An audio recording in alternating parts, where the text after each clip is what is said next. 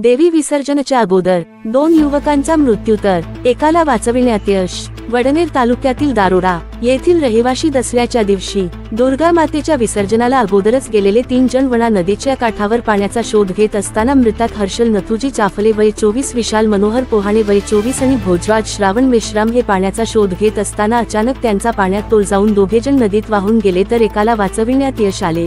मृतक हर्षल नथुजी चाफले वय 24 वर्ष तर दुसरा विशाल मनोहर पोहाणे वय 25 वर्ष हे दोघेही दारोडा येथे रहिवाशी असून वना नदी पात्रात देवी विसर्जन दसऱ्याच्या दिवशी शोकाकुल गावात वातावरणात विजयादशमी पार पडली। 2 तरुणाचे प्राण गेले। घटनास्थळी वडनेर पोलीस कर्मचारी चमू दिनांक 3 ऑक्टोबर 2025 ला पथकाने कालपासून शोध घेऊन आज सकाळी एकाचा मृतदेह काढून ग्रामीण रुग्णालयात पाठविण्यात आले।